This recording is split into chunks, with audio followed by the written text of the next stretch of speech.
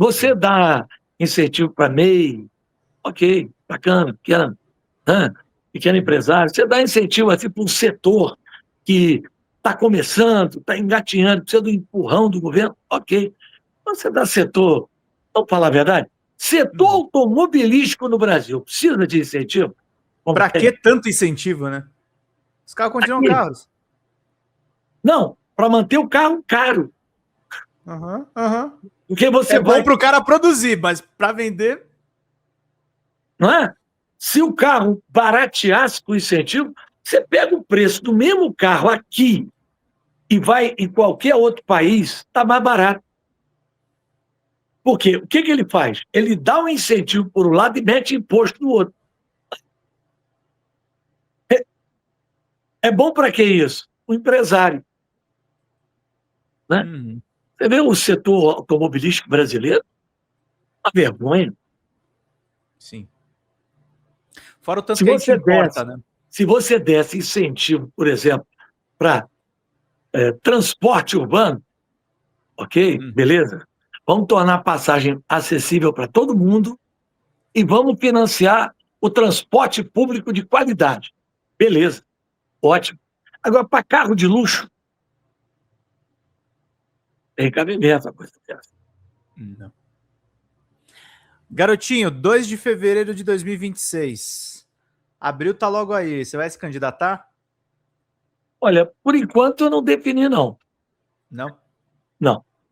Eu tenho uma série de questões do ponto de vista familiar, né? Do ponto de vista político, que eu tenho que resolver, né? Acho que a situação do Rio de Janeiro, para qualquer um que for eleito, pode ser minimamente complicado. Assim, porque, vamos lá, o Rio enfrenta uma crise de governança. O governador é incompetente. Se ele fosse só incompetente, já estava bom. Mas, além de incompetente, ele faz um governo desonesto. A corrupção tomou conta. Então, você tem um governo incompetente, um governo desonesto. Você tem um governo que tem sérios problemas de envolvimento com o crime organizado. Então, olha só, ser governador do Rio de Janeiro, para qualquer um, para qualquer cidadão desse momento, é um castigo. Exatamente. É um castigo, vai dar uma bomba, né? Uma bomba relógio. Verdade. Acho que é isso que vai sobrar para essa pessoa.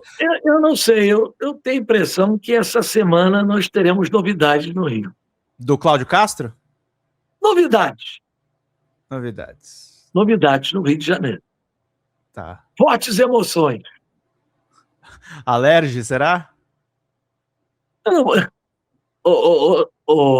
Zambada, eu não gosto de falar, porque o pessoal pensa, o garotinho tem fonte privilegiada. Fonte privilegiada. Eu fui secretário de segurança também, né? Então a gente tem status, né? Eu acho que o Rio de Janeiro vai ter fortes emoções. Você acredita? Eu vou te contar um negócio aqui que você não vai acreditar. Vamos lá. Ainda bem que tem testemunha.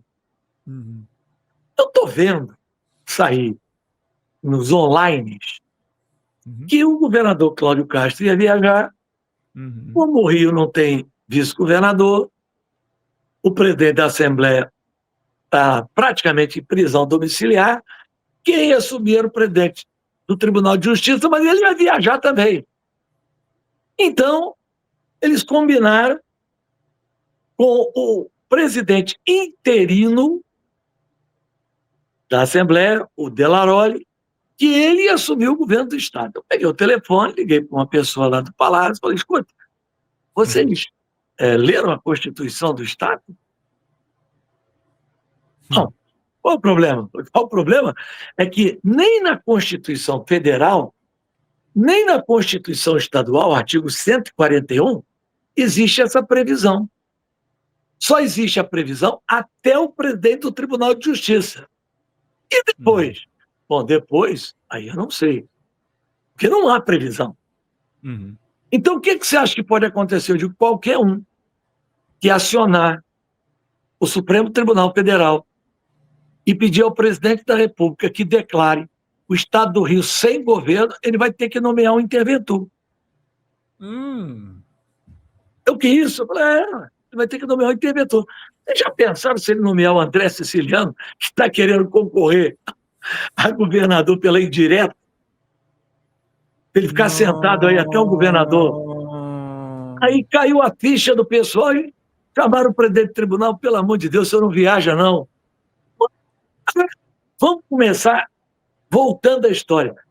Cabimento, num momento desse, o maior que seja o interesse do governador Cláudio Castro viajar numa hora dessa, ele não está viajando. Tá fugindo. Bom, você que falou, eu não falei nada. Uma hora dessa não se viaja. Sem vice-governador. Foi mais ou menos nessa época, né? Foi um pouco depois que o Eduardo Bolsonaro foi para os Estados Unidos e nunca mais voltou, né? Não, vai voltar, eu acho. Mas talvez ele tenha um probleminha na volta. Não, eu acho que o problema não é com ele, não. Mas, gente, ele vai ter que se explicar. Vai. Entendeu? Então, assim, não era adequado o governador viajar nesse momento. É até surreal você contar que o governador vai à Dinamarca, vai à Itália, vai a vários lugares, no momento que não tem vice-governador, não tem presidente da Assembleia, né? E que o presidente do tribunal estava com viagem marcada. Eles não sabiam. Parece até um negócio... Gente, eu ainda perguntei, vocês não leram a Constituição, artigo 141 da Constituição Estadual? Porque quando não há na Constituição Estadual, tem que fazer, por analogia, a Constituição Federal. Mas aqui há. A Constituição Estadual diz, né, claramente, que ninguém ia prever que ia chegar num ponto desse, de não ter governador, não ter presidente da Assembleia e o presidente do tribunal viajar. Então, o legislador deixou esse assunto em aberto. E quando o assunto é em aberto, você tem que consultar a Suprema Corte. E quando há vacância total, o governo tem que nomear um interventor até que alguém volte para o Estado. Ou o presidente do tribunal, ou o governador. Puta merda. Outra coisa, eu estou ouvindo falar né, constantemente, toda hora eu ouço aqui. Teus passarinhos estão bem informados, hein? Não, estou ouvindo falar toda hora. O pessoal fala, não, a eleição vai ser indireta, eleição indireta, porque vai ter outro pedido de vista. Bacana. Pode ser concedido outro pedido de vista. Pode. O primeiro pedido de vista pode ser renovado de 30 para 60 dias. Já foi. O segundo pedido de vista pode ser feito, mas tem que ser concedido pela presidente do tribunal. Combinaram com a Carmen Lúcia? Eu acho que ela não vai cumprir. Não. Estão dizendo, não, o Cássio Nunes Marques vai pedir vista. O André Mendonça vai pedir, pode pedir. A Carmen Lúcia simplesmente pode dizer, olha, eu não concedo porque já ficou 60 dias de vista, vocês tiveram tempo suficiente para analisar tudo. Vamos votar. E aí? Ela está cumprindo a lei. Pode, mas também não pode. Para ter tanta certeza, combinar quem vai ser o candidato, vai ser o chefe da minha Casa Civil. Não é possível, né? Eu não acredito que a ministra do Supremo tenha dito, pode pedir vista que eu vou dar. Assim. Não existe isso. Bom, se bem que no Brasil, né? Tanta coisa não existiu. Não existiu um monte de coisa, né? Começou a existir, né? Tem até... A tal da jurisprudência no Brasil virou lei. Não, a jurisprudência do Brasil é um absurdo completo. Emerson mandou, boa noite, Pedro, boa noite, garotinho. Podemos afirmar que o André Esteves é o responsável pelos vazamentos? Agora que o BTG auditou, estava esperando o BRB fazer a injeção de recursos para comprar a parte saudável? E aí ele complementando aqui, o BTG não avisou o Ibanez ou o BRB dos riscos? Se o BTG ficou quieto, esperando o ilícito ocorrer, dá para dizer que o BTG precisa de uma intervenção também? Olha, o BTG foi, no mínimo, cúmplice. Porque ele auditou tudo. Ele tinha todas as informações. Se ele não passou para o Banco Central e deixou a negociação com o BRB para frente, ele tem responsabilidade também, né? Se ele se dispôs a vender títulos do Banco Master, sabendo que o Banco Master estava vendendo título podre, ele é responsável também. Sim. Aqui no Brasil, quando não tem um responsável, eles arranjam alguém, né? Agora tem um responsável, claro. Todo mundo que minimamente pensa sabe que foi o André Esteves. O Lewandowski sabe, o Guido Mantega sabe, o presidente já sabe, né? O Alexandre de Moraes não queria acreditar, mas está acreditando agora, não tem jeito. Olha, e esse pessoal todo com raiva do André Esteves não vai ser brincadeira, não, sabe? Eu acho que ele vai. Vai. E ele já foi preso uma vez e tem todas essas enrolações aí. O Emerson pergunta, garotinho, você é de esquerda hoje em dia? Votei em você no primeiro turno em 2002. Não, eu me considero a mesma coisa de sempre. Trabalhista, porque o trabalhismo é o único movimento na história do Brasil que conseguiu conciliar a defesa do trabalhador e a defesa do capital. O trabalhismo não quer nem a ditadura do proletariado, que a esquerda prega, e nem a predominância de um capital que faça o trabalho virar escravo. Nós precisamos do equilíbrio entre trabalhador e capital, trabalho e capital. O Getúlio, que com essa ideia de desenvolvimento, construiu as leis do trabalho, deu todos os direitos que os trabalhadores têm até hoje, né? E, ao mesmo tempo, criou o BNDES para incentivar o investimento privado no Brasil. Foi o Getúlio que criou a CSN, foi o Getúlio que criou a Petrobras. Então, dizer que o Brasil se limita a uma esquerda que parou no tempo, ou uma direita que não sabe bem o que ela quer. Não, o Brasil tem outros caminhos. O Brasil não é só direita e esquerda. O que eu sei que nem o trânsito é. Porque o trânsito é dobre à direita, dobre à esquerda ou siga adiante. Nem o trânsito. Nem o trânsito é um ou dois. O trânsito tem sempre... Que história é essa? Que atraso filosófico é esse que o Brasil está vivendo, né? Dá para... Tem gente boa dos dois lados, tem gente ruim dos dois lados. O João Pedro, artista autista, mandou boa noite, meu amigo garotinho. Sou João Pedro, artista autista, figura pública baiana, filiado ao PT. Tive a honra de ter feito artes para você. Quero te falar que esse ano promete muito. Inclusive, um amigo meu, deputado estadual do PT aqui da Bahia, sugeriu sair candidato a deputado federal. Estou esperando ver o que vai acontecer. Eu vou conversar sério com ele essa semana sobre isso. Mandar um beijo para você, garotinho. Um abraço para o João Pedro. Ele merece, né? Porque é uma figura incrível e também é um artista incrível. Eu recebo sempre as artes que ele faz. Manda para mim, para a Rosinha, né? Muito bom. Um abração para ele.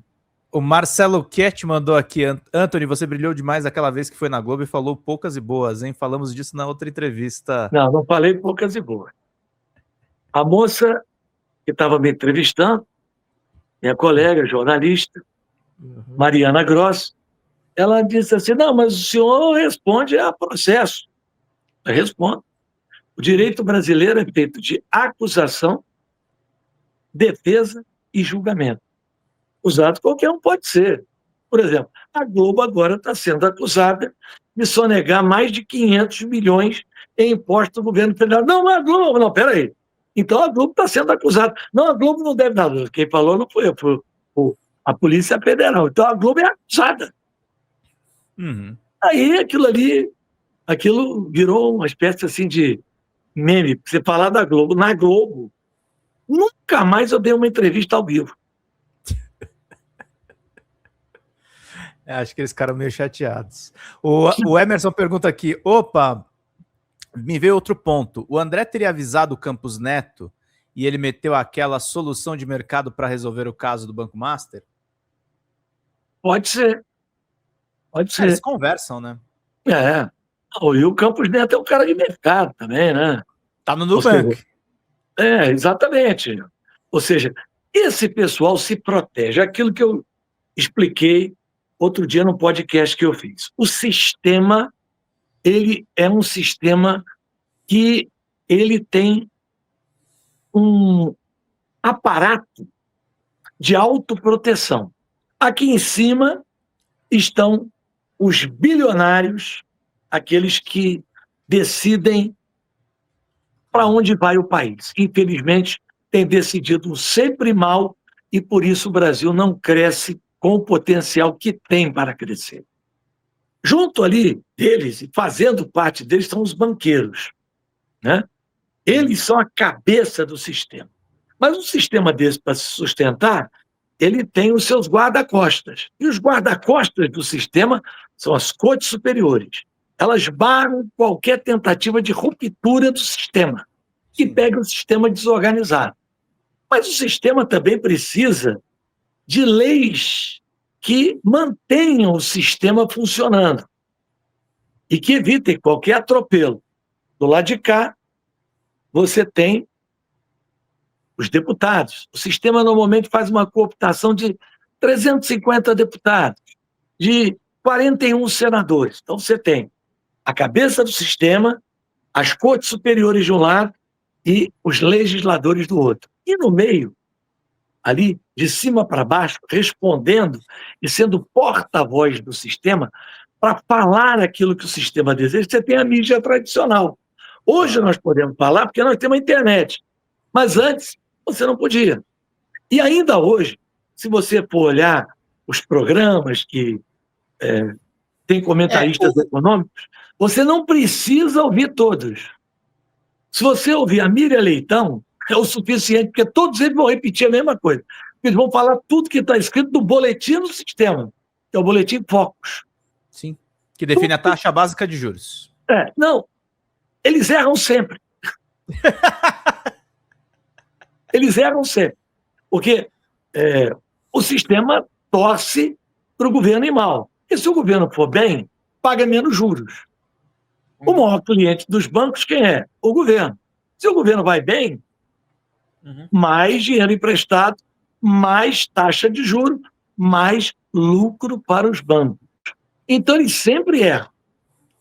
E ali no meio do sistema, aqueles que não se importam com a ideologia do governo, são os burocratas. Eles querem ganhar acima do teto. Não importa que o governo seja de direita, de esquerda, eles querem manter os seus privilégios. Então, o sistema, a cabeça é essa. Aí desce depois um pouco, né, com seus governadores, mas sem isso, o sistema não funciona. E vamos lembrar, o sistema está acima de qualquer governo. Sim. Seja o governo de direita ou seja o governo de esquerda. Assim como o Bolsonaro ficou, no momento, refém de uma parte do sistema, que era o Supremo Tribunal Federal, hoje o Lula é refém da cabeça do sistema, que é o sistema financeiro. O Lula faz um programa de governo que é o mesmo que vem sendo implantado no Brasil desde o Fernando Henrique Cardoso. Superávit primário, câmbio flutuante e aquilo que é o mais tripé importante. macroeconômico. Que é o mais importante para ele. Fala galera da Folha TV, não se esquece de se inscrever aqui no nosso canal para assistir programas como Folha Notícias Manhã, Folha Notícias Noite, o nosso Folha Entrevista e o nosso Barzinho das Meninas. Muitas coisas bacanas a gente acompanha por aqui e a gente precisa muito, muito do apoio de vocês para nosso trabalho jornalístico, investigativo, de curadoria de conteúdo, com vocês ajudando no nosso Pix, folhademocrata@gmail.com, ou mandando superchats, valeu demais, e os recursos financeiros, tornando-se membro do nosso canal, no nosso curso de jornalismo básico, para você ficar muito bem informado a respeito de tudo. Queridos e queridas, muito obrigado pela presença de todos vocês. Vida longa e próspera. Cuidem-se, cuidem dos seus, e não esquece de se inscrever aqui na Folha TV. Até mais!